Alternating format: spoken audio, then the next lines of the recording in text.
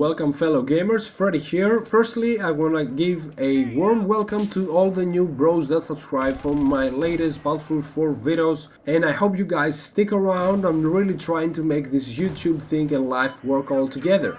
I was gonna make this video 2 days ago when the actual DLC came out, but DICE actually decided to fuck me up in the ass again because there was a bug on the 360, and even if you had premium you couldn't join the China Rising server, so I had to play in the normal servers and just try to unlock the weapons that I could unlock. By the way, since I bought premium, guys, I have the pre-order code for the China Rising DLC. There's a link in the description for eBay if you're not willing to buy premium and you decide to buy the China Rising DLC, so go and check that out if you're interested. In this DLC actually DICE decided to make everyone happy no matter what console you're playing on, Xbox 360, PS3, PS4, Xbox One or PC. So instead of making a themed DLC like in Battlefield 3, Armor Kill, Close Quarters, stuff like that, they tried to mix it up a little bit. So we have 4 different maps. Guilin Peaks is only infantry and the other 3 maps are bigger maps, remind me a little bit of Armor Kill and maybe Endgame.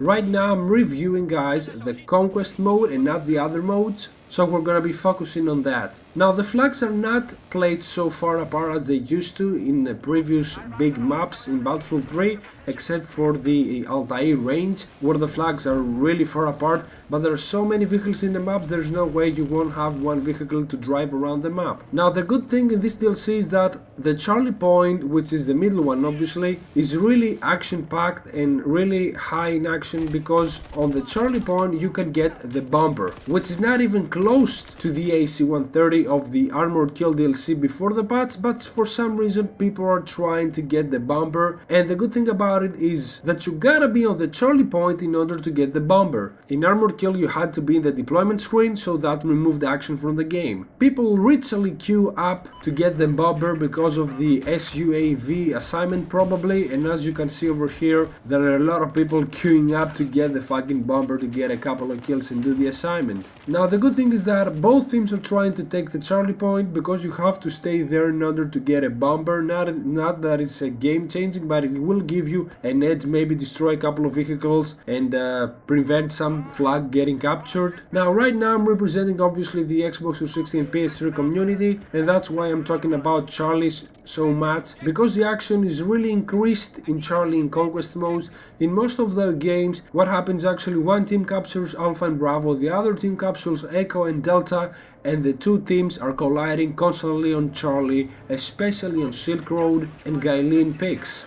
I'm sure that the Charlie flag is gonna be full of action on the PC or next gen consoles. I don't wanna even think about how it's gonna be on a 64-man server on Guilin Peaks on Charlie. It's gonna be freaking crazy. So the really important thing that you need to note over here is that it's not boring like Armor Kill used to be. You won't be finishing a game by doing 0 and 2 and having 3,000 points by running around with a bike capturing flags, or waiting in the deployment in order to get the AC-130. All those facts actually remove the action from the map, but right now, how the maps are designed and with the Charlie Point and the bomber, the map is really high action packed, even in Conquest, even with only 24 players, even with a lot of players being in vehicles. Now let's start reviewing each map individually. I'm gonna start with Altai or Altai range, which I personally love. It reminds me a little bit of Alborz Mountains. A river runs through the map and that creates a lot of elevation. The Charlie flag has the highest elevation in the map, and it also surrounded by a lot of buildings and a huge tower in the middle. It actually creates a little bit of urban and close quarter situations there. Most of the players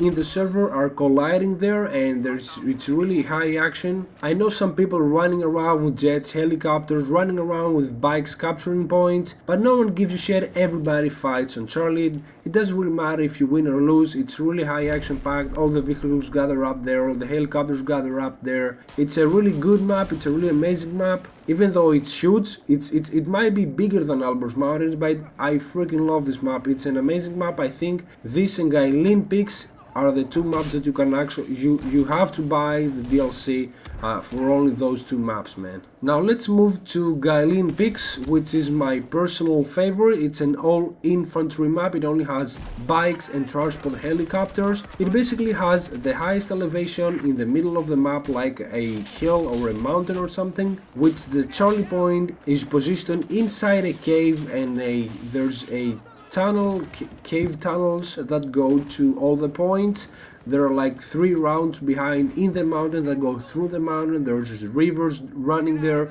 It's a really beautiful map. Actually, you can use a little bit the flashlight, the RNMV or the flare in these kind of situations. I think it's the most high action packed flag in the entire DLC, the Charlie Point on Guilin Peaks. It's amazing, the bomber is there, everybody's queuing up to get that thing, and it gets really crazy, guys. At the start I wasn't really impressed with the other maps, but when I played Guilin Peaks I was really impressed, and I'm predicting that when we start renting servers there are gonna be only Guilin Peaks full tickets Conquest maps on this map, and it's gonna be an amazing map, believe me guys. It reminds me a bit of Epicenter on Endgame, which had elevation and was more of an urban fight. Now let's move on to Dragon Pass, and actually my least favorite. It reminds me a little bit of Caspian Border. It's a little bit more linear. It has a lot of mountains in the middle. The sightseeing is pretty good. I think if you're playing at PC on Ultra or next-gen consoles, and it's gonna be absolutely amazing and beautiful, but I don't personally like the position of the flags, and the Charlie flag is not so urban. It's kinda open, and there are a lot of vehicles like tanks, LAVs, little birds, attack helicopters. This map has all the vehicles and gets really crazy at some point, and you can't run around actually with a bike because you're gonna get destroyed. There is a river that runs through this entire map, and you can actually go with a jet ski there and run from your flag to another, from your point deployment to another flank. So that was a really interesting feature to have. But aside from all that, I'm not really interested in this map, especially if I'm on foot. And lastly, on Silk Road, from the name I was thinking more of a road linear map, but apparently it's a little bit like Bandar Desert, but with a little bit more elevation. There are some sand hills around the point to provide some cover and not get locked in. There's a high point at the map, at the west side of the map, that a lot of people with tanks camp there and trying to snipe. That is kinda annoying.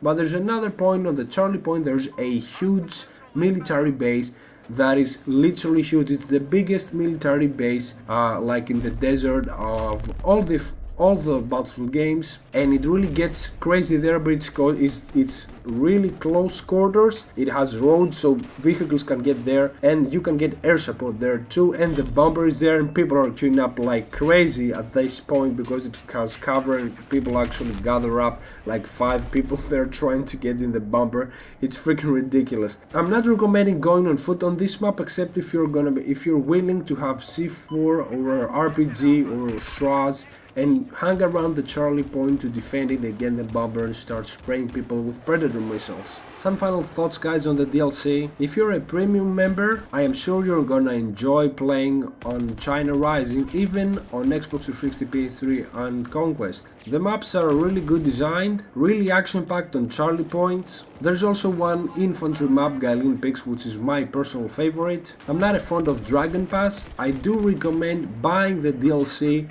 if you're not a premium member, and to remind you guys, there's an eBay link for the China Rising pre-order code because I bought premium and didn't punch in the code. So if you're interested, go there and check it out. So I hope you enjoyed this video and found it helpful. Remember to leave a like if you did, and as always, stay bows.